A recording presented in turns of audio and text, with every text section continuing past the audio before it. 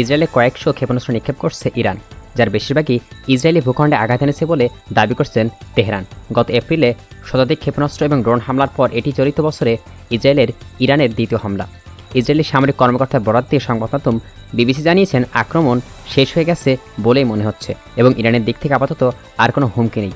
তবে এই হামলায় কতটা ক্ষয়ক্ষতি হয়েছে তা এখনও স্পষ্ট নয়।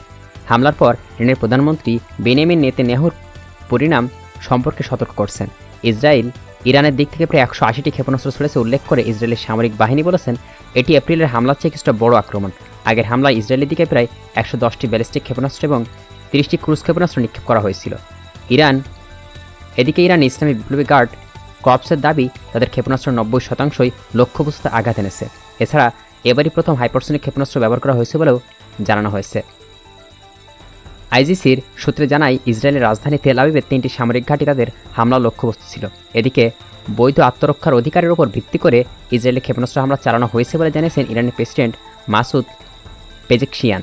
ইসরায়েলের আগ্রাসনের প্রতিক্রিয়া হামলা চালানোর কথা উল্লেখ করেছেন তিনি। মঙ্গলবার এক্সের এক পোস্টে এ বিবৃতিতে পেজেকশিয়ান বলেন, এই পদক্ষেপ ইরানের স্বার্থ এবং নাগরিকদের প্রতিরক্ষার জন্য। বিবৃতিতে বলা হয়, নেতানিয়াহুর জানা উচিত যে ইরান যুদ্ধবাজ নয়, তবে যে কোনো হুমকির বিরুদ্ধে দৃঢ়ভাবে দাঁড়াবে। এটি আমাদের সক্ষমতার একটি ছোট্ট অংশ মাত্র। ইরানের সঙ্গে সংঘাতে জড়াবেন না। তীব্র উত্তেজনার মধ্যেই মঙ্গলবার রাতে ইসরায়েলে বহু ব্যালিস্টিক ক্ষেপণাস্ত্র নিক্ষেপ করছে ইরান।